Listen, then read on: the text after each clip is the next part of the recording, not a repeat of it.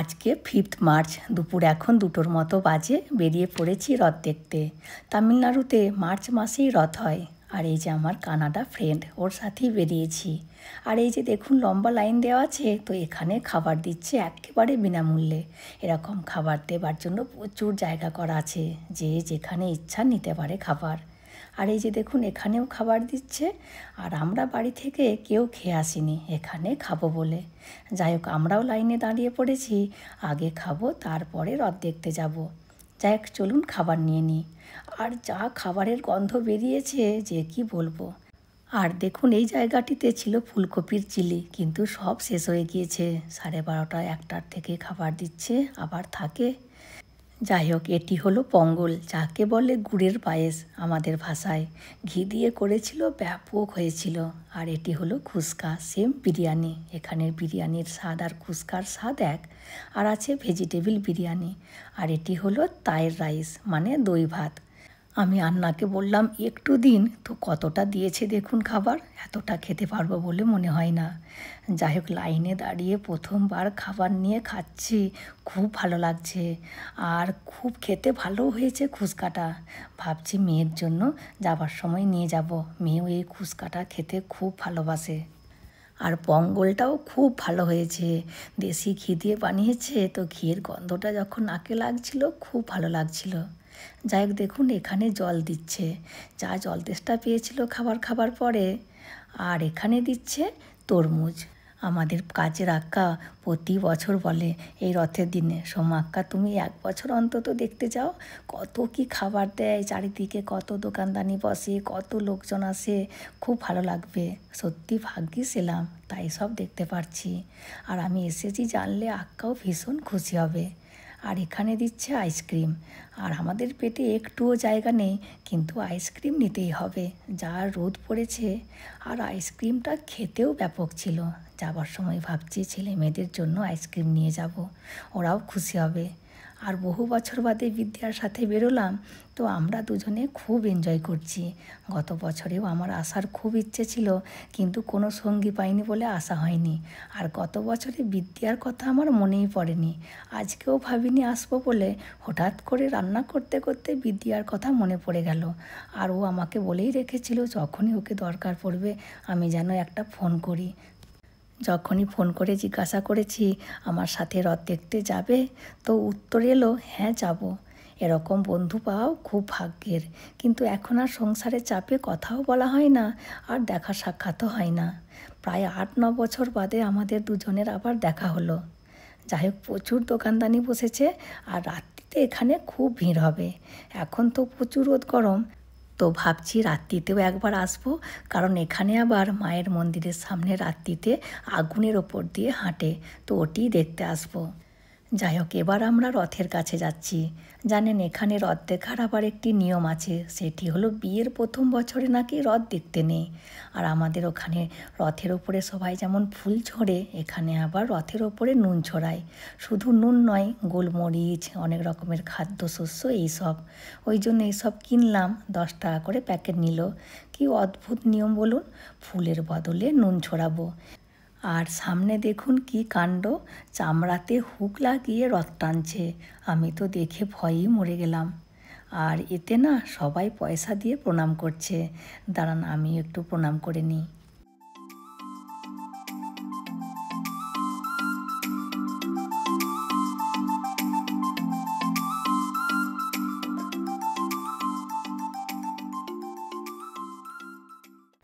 আর এনাকে দেখুন জিভের মধ্যে ত্রিশূল গেঁথে রেখেছে, কি অবস্থা বলুন তো। ভাবছি আগামী বছরে দেবরাজকে সাথে করে নিয়ে আসবো, এই সব দেখবে গোপাল। দিব্যা তো আসবে না, তবে দেবরাজকে নিয়ে আসবো। এবার আমরা রথের কাছে চলে এসেছি। ভালো করে লক্ষ্য করুন, সবাই রথের মধ্যে নুন ছুঁড়ছে। নুনের প্যাকেটটাকে একটু ফুটো করে প্যাকেট সহ নুনটাকে ছুঁড়ে দিচ্ছে, যাতে রথের মধ্যে যেয়ে লাগে। আর আমি অত জোরে ছুঁড়তে পারবো না দেখে একটি ছেলেকে বললাম নুনটি ছুঁড়ে দাও তো। তো সে এত জোরে ছুঁড়েছে, একেবারে রথের গায়ে যেয়ে লেগেছে। দেখুন রথের মধ্যে কত নুন জমা হয়েছে। তামিলনাড়ুর রথ আমাদের নর্থের রথের থেকে পুরোই আলাদা নিয়ম, আর রথটাও দেখতেও কিন্তু অন্যরকম। আর জানেন, এই রথটি মা শক্তি মানে দুর্গা মায়ের রথ। আমাদের ওখানে জগন্নাথ দেবের রথ হয়, আর এটি মা শক্তির রথ। তো এই রথটি টানা শুরু হলো, পুরো এরিয়াটা রথটি ঘুরবে, তারপরে এখানে এসে রথটি দাঁড়িয়ে যাবে। আর তারপরে এখান থেকে ঠাকুরকে নিয়ে যাবে মা শক্তির মন্দিরে। তারপরে ওখানে আবার আগুন নাকি রেডি করা থাকবে। তো অনেকে মানে যাদের মানসিক থাকে তারা আগুনের উপর দিয়ে হেঁটে হেঁটে যাবে। তো ওই জন্যই ভাবছি রাত্রিতে ওটি দেখতে যাব। যাই হোক, চলুন বাড়ি ফিরি। প্রায় 3:30 পৌনে 4টের মতো বাজে, অনেক দেরি হয়ে গেছে। আবার সন্ধেবেলায় আসবো। আর দেখুন আবার পেপসি দিয়েছে। ছোটোবেলায় স্কুলেতে আমরা এই পেপসিগুলো কত খেতাম। ভাগ্যিস হাজবেন্ডের সাথে আসেনি, ওর সাথে আসলে কিছু খেতেও দিত না আর এতক্ষণে থাকতেও দিত না। শুধু টোটো করে নিয়ে আসতো আর টোটো করে নিয়ে চলে যেত। আবার দেখুন এখানে ঘোল দিচ্ছে, যে যত ইচ্ছে খেতে পারবে, আবার বোতলে ভরে বাড়ি নিয়ে যেতেও পারে। আর এই ঘোলটা কাঁচা লঙ্কা, ধনেপাতা, পুদিনা পাতা দিয়ে ভালোই বানায়, খেতে খুব ভালো লাগে। আর দেখুন এই আন্টিও জিভের মধ্যে ত্রিশূল গেঁথে রেখেছে। আর জানেন, আজ থেকে শুরু হলো সবাইকে ওই ঘোল খাওয়াচ্ছে, জল খাওয়াচ্ছে। তো এটি শুরু হলো, এখন 2 মাস পর্যন্ত চলবে। তামিলনাড়ুর অলিতে গলিতে এরকম ছোট ছোট কাউন্টার করে রাখবে, আর যাদেরকে পিপাসা পাবে তারা এসে ঘোল খেতে পারে, জল খেতে পারে একেবারে বিনামূল্যে। আর এখন এলাম বাসনপত্রের দোকানে। ভাবছি একটি লোহার তাওয়া নেব ধোসা করার জন্য। আমাদের ঘরে ধোসা করার যে তাওয়াটা আছে ওটা ননস্টিকের। একটি লোহার তাওয়া আছে যেটিতে আবার রুটি করি, ওটিতে আবার ধোসা উঠবে না। ধোসার তাওয়া আলাদা রাখতে হয়, যেটিতে শুধু ধোসাই করা হয়, অন্য কিছু করলে আবার উঠবে না। দেখুন আবার ইঁদুর মারা কলও আছে এখানে। অনেক দিন বাদে ইঁদুর মারার কল দেখলাম। আর এই যে এই তাওয়াটি নেব, 300 টাকা দাম বলেছিল। আমি 200 টাকা যেই বলেছি দেব, তখনই ওকে বলে দিয়েছে। তারপরে আমার আবার মনটি খুব খারাপ হয়ে গেছে। 150 টাকা কেন বললাম না। প্রথমে যদি 150 টাকা বলতাম মনে হয় দিয়ে দিত। তারপরে আবার বললাম, কিন্তু আর কম করলো না। যাই হোক, দেখুন এখনও আইসক্রিম দিচ্ছে। তো ছেলে মেয়েদের জন্য আইসক্রিম নেব আর মেয়ের জন্য ওই ফুচকা বিরিয়ানি নেব। তারপরে বাড়ি যাব, আর রাত্রিতে আমাদের একেবারে দেখা হবে। এখন সন্ধে 7:30টার মতো বাজে, আবারও বেরিয়ে পড়েছি। বিদ্যা আমার জন্য ওয়েট করছে। যাই হোক, চলে এসেছি মন্দিরে। আর দেখুন কেমন ভিড়, সবাই ওই আগুনের ওপর দিয়ে হাঁটবে, ওটিই দেখতে এসেছে। আমিও এই প্রথমবার দেখব, শুধু টিভিতেই দেখেছি আর কাজের আক্কার মুখে নাম শুনেছি।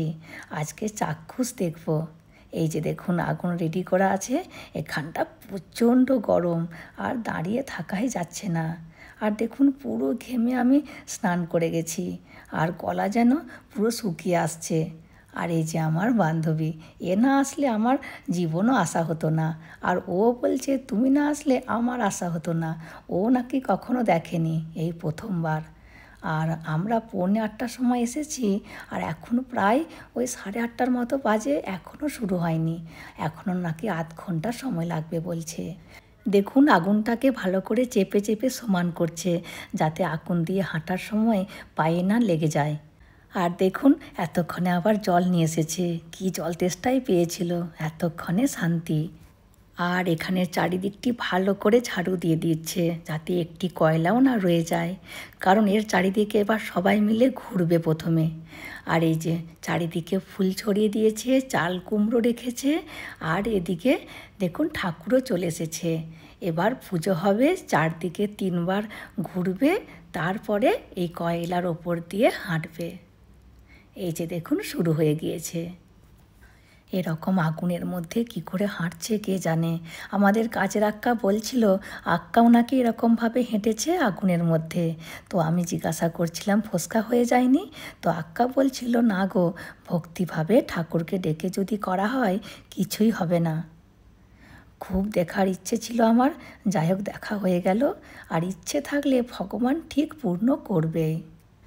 আমি অরিজিনাল সাউন্ডটা দিতে চাইছিলাম, কিন্তু কিছুতেই দেওয়া যাচ্ছে না। সবাই কি সুন্দর মাকে ডাকছে আর হাঁটছে আগুনের ওপর দিয়ে, কিন্তু কী যে হলো, কিছুতেই অরিজিনাল সাউন্ডটা আসছে না ফোনের মধ্যে।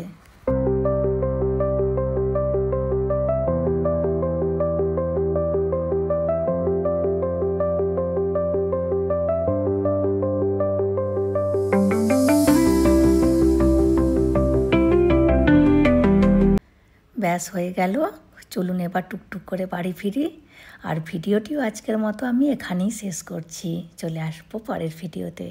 হাসি খুশি থাকবেন, সবাইকে হাসি খুশি রাখবেন। আর যদি ভিডিওটি ভালো লাগে please like, comment and share করে দেবেন। আর অতি অবশ্যই সাবস্ক্রাইব করে দেবেন। Thank you.